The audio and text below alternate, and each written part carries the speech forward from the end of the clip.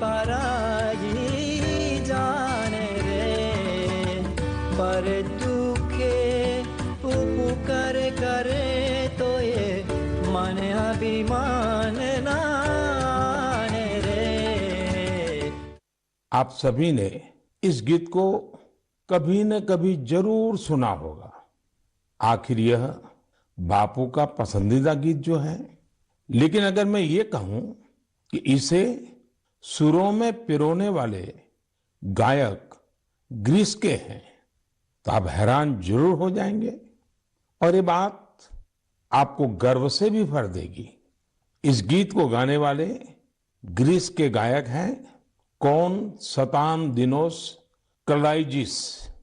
उन्होंने इसे गांधी जी के 150वें जन्म जयंती समारोह के दौरान गाया था। लेकिन आज मैं उनकी चर्चा किसी और वजह से कर रहा हूं। उनके मन में इंडिया और इंडियन म्यूजिक को लेकर गजब का पैशन है। भारत से उन्हें इतना लगाव है, पिछले 42 वर्षों में वे लगभग हर वर्ष भारत आए हैं।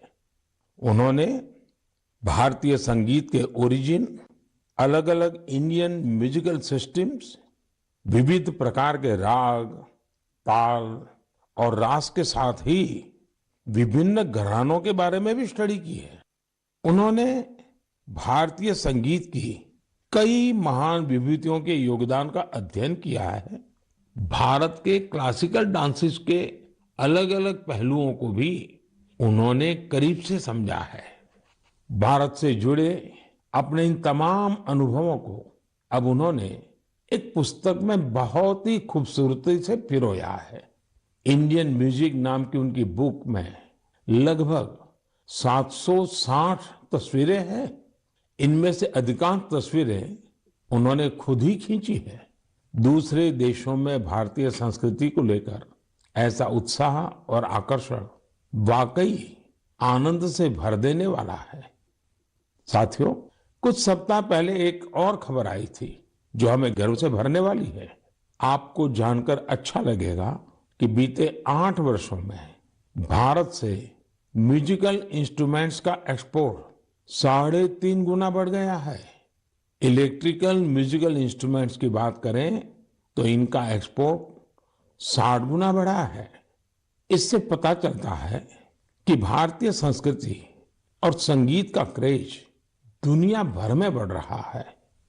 इंडियन म्यूजिकल इंस्ट्रूमेंट्स के सबसे बड़े खरीदार यूएसए, जर्मनी, फ्रांस, जापान और यूके जैसे विकसित देश हैं। हम सभी के लिए सौभाग्य की बात है कि हमारे देश में म्यूजिक, डांस और आर्ट की इतनी समृद्ध विरासत है। साथियों, महान मनीषी कवि भर्तृहरि को हम सब उनके द्वारा रचित नीति शतक के लिए जानते हैं। एक श्लोक में वे कहते हैं कि कला, संगीत और साहित्य से हमारा लगाव ही मानवता की असली पहचान है। वास्तव में हमारी संस्कृति इसे ह्यूमैनिटी से भी ऊपर डिविनिटी तक ले जाती है। वेदों में सामवेद को तो हमारी विविध संगीतों का स्रोत कहा गया है।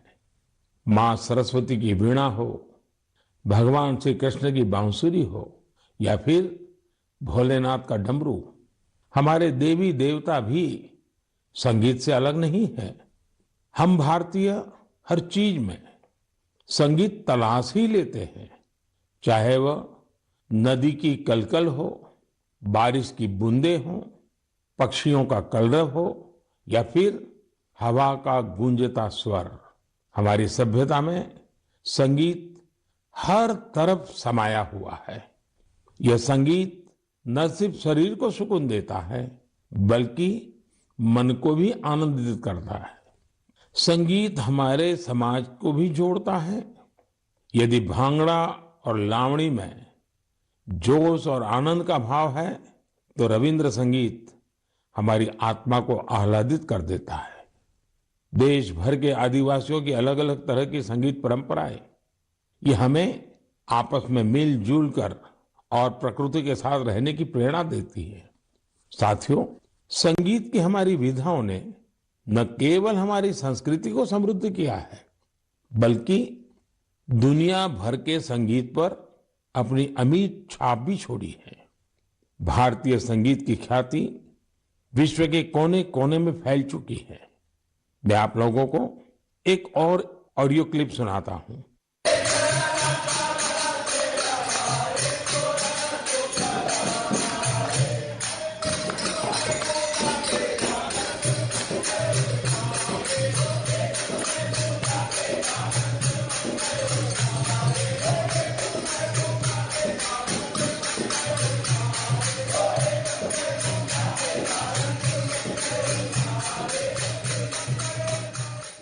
आप सोच रहे होंगे कि घर के पास में किसी मंदिर में भजन कीर्तन चल रहा है, लेकिन ये आवाज भी आप तक भारत से हजारों मील दूर बसे साउथ अमेरिकन देश गयाना से आई है।